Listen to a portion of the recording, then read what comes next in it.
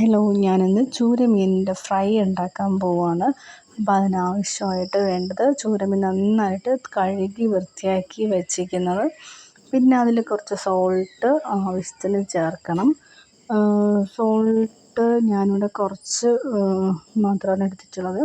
പിന്നെ അത് കഴിഞ്ഞിട്ട് നമുക്ക് സ്പൈസസിന് മുളക് പൊടി ചേർക്കണം. പിന്നെ നമുക്ക് ആവശ്യമായിട്ടുള്ള എല്ലാ പൊടികളും നമുക്ക് ചേർക്കാം. ഞാനിവിടെ മുളക് പൊടി, പിന്നെ അത് കഴിഞ്ഞിട്ട് മഞ്ഞൾപ്പൊടി, പിന്നെ കുരുമുളക് പൊടി, പിന്നെ ഞാൻ മെയിനായിട്ടും ചേർക്കുന്നത് വേറൊന്നുമല്ല, നമുക്ക് വെളുത്തുള്ളി ചതച്ചത് ചേർക്കാം. ഇവിടെ എല്ലാവർക്കും വെളുത്തുള്ളി ഇഷ്ടമായതുകൊണ്ട് ഞാൻ ഒരു 2 സ്പൂൺ വെളുത്തുള്ളി ചേർക്കുന്നുണ്ട്. നമുക്ക് ഇഷ്ടത്തിനനുസരിച്ച് വെളുത്തുള്ളി ചേർക്കാം. വെളുത്തുള്ളി അരച്ചത് നല്ലതാണ് എല്ലാത്തിനും.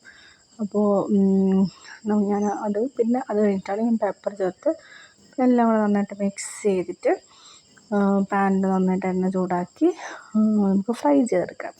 അപ്പോൾ ഫ്രൈ ചെയ്യുമ്പം നമുക്ക് ലാലേട്ടൻ പറയുന്ന പോലെ ആവശ്യത്തിന് നമുക്ക് ഇഷ്ടത്തിനനുസരിച്ച് ഫ്രൈ ചെയ്തെടുക്കാം. അപ്പോൾ ഓരോരുത്തർക്കും ഈ പറഞ്ഞതുപോലെ ഓരോരുത്തരും ടേസ്റ്റ് അനുസരിച്ചല്ലേ നമ്മൾ ഫ്രൈ ചെയ്തെടുക്കാറ്. അപ്പോൾ ഞാൻ എൻ്റെ വേണ്ടിയിട്ട് ഫ്രൈ ചെയ്തു. എൻ്റെ ഒരു പാകത്തിന് വേണ്ടി എനിക്ക് കുറച്ച് ക്രിസ്പി ആവുന്നതാണ് ഇഷ്ടം. അപ്പോൾ ഞാൻ അങ്ങനെ ഉണ്ടാക്കി. അപ്പോൾ എല്ലാവർക്കും ഇഷ്ടമായി, ലൈക്ക് ചെയ്യുക. അപ്പോൾ അത്രയേ ഉള്ളൂ. ടാറ്റാ.